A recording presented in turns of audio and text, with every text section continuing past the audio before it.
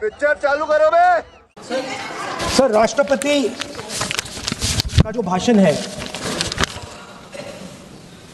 वो देश में क्या सिचुएशन है, देश कहां जा रहा है, देश को क्या करना चाहिए, देश की पॉलिसीज क्या होनी चाहिए, foreign policy, China, Pakistan, global situation, इन चीजों के बारे में। अब उधर आपके एक मेंबर ने कहा कि हम देशभक्त नहीं हैं, तो मैं सिर्फ उसका जवाब देना चाहता हूं क्योंकि यहां पे नरवणे जी ने कहा है, नरवणे जी ने कहा है, ये स्पीकर सर, मुझे समझ नहीं आ रही बात। ये कहते हैं कि आतंकवाद से लड़ते हैं, ये कहते हैं कि ये टेररिज्म से लड़ते हैं, और ये एक कोर्ट से डरते हैं। मतलब इसमें क्या चीज है जिससे ये इतना घबरा रहे हैं कि मैं ये नहीं बोल पा रहा हूं सदन के अंदर? इसमें क्या चीज है? ये झूठ है, ये बोलने का परमिशन नहीं, ये झूठ है। इसमें क्या लिखा है जिससे ये इतना घबरा रहे हैं कि मुझे ये पढ़े नहीं, आप पढ़ने नहीं दे रहे। सदस्य कोई घबरा नहीं रहे आपसे। इसमें मैं आपको सदन में गलत तथ्य और गलत तथ्यों को पेश करना वो ऑथेंटिक बात है। Sir, if they are not scared, प्रक्रिया की बात कर रहे हैं। Sir, घबरा नहीं रहा किसी से। sir, if they are not scared, they should allow me to read it. Yes. Why are they scared? मैंने इस विषय पर व्यवस्था दे दी है कि कोई भी पुस्तक, कोई भी अखबार, नो सर, नो कनेक्शन, कोई कनेक्शन नहीं है। Speaker cannot do it sir. तो आपका कहना है कि जो प्रेसिडेंशियल एड्रेस है उसमें इंटरनेशनल रिलेशन से कुछ लेना देना नहीं। मतलब हम कोई ना पाकिस्तान पे बोल सकते हैं, ना चाइना पे बोल सकते हैं, ना किसी और देश पे बोल सकते हैं। ये क्या बात है सर? मैंने फिर माननीय प्रतिपक्ष के नेता, आप फिर बोल रहे हैं। आप, मुझे लगता है कि आज तय करके आए कि आपको बात नहीं रखनी। नहीं, मैं फिर आपको, मैंने जो व्यवस्था दी वो व्यवस्था नियम, प्रक्रियाओं, परंपराओं के तहत व्यवस्था दी है, ठीक है ना। और मैंने बार बार आपसे ये आग्रह किया कि आप बोले, नियम, परंपराओं, प्रॉपर्टी की आपसे अपेक्षा की जाती है क्योंकि आप प्रतिपक्ष के नेता हैं। माननीय सदस्यों की अपेक्षा आपसे अपेक्षा की जाती है। और बात यह है कि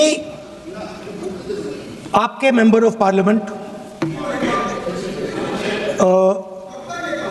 defence minister, home minister, prime minister, no, prime minister साहब बोलने तो दीजिए सर। नहीं बोल रहा है।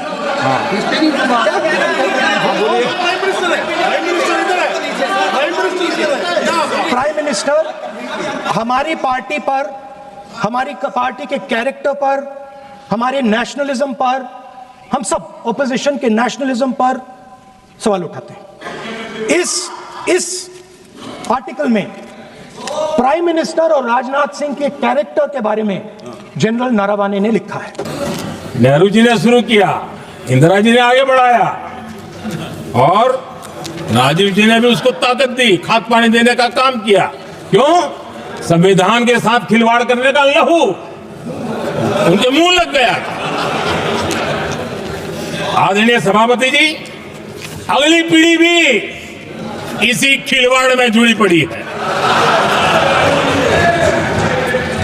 एक किताब को मैं कोट कर रहा हूं, उस किताब में जो लिखा गया है, और उसमें प्रधानमंत्री उस समय के मेरे पहले जो प्रधानमंत्री थे उनको कोट किया है। उन्होंने कहा है, मुझे यह स्वीकार करना होगा कि पार्टी अध्यक्ष सत्ता का केंद्र है। ये मनमोहन सिंह जी ने कहा है, जो एक किताब में लिखा गया है। मुझे यह स्वीकार करना होगा कि पार्टी अध्यक्ष सत्ता का केंद्र है। सरकार पार्टी के प्रति जवाबदेह है। इतिहास में पहली बार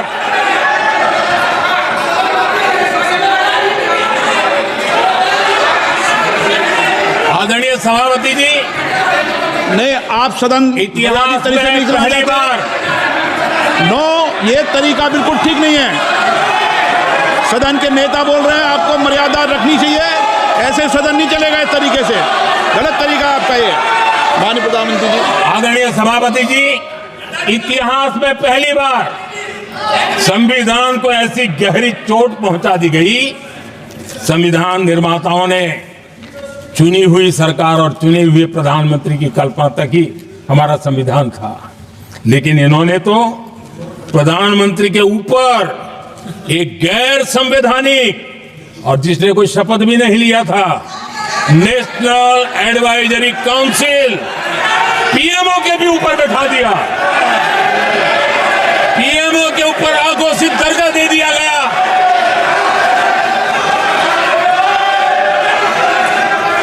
आदरणीय सभापति जी, इतना ही नहीं, और एक पीढ़ी आगे चले, और उस पीढ़ी ने क्या किया? भारत के संविधान के तहत देश की जनता जनार्दन सरकार चुनती है और वो सरकार का मुखिया कैबिनेट बनाता है। ये संविधान के तहत है।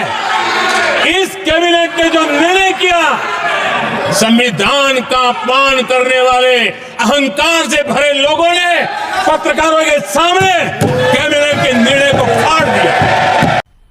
मजा आया।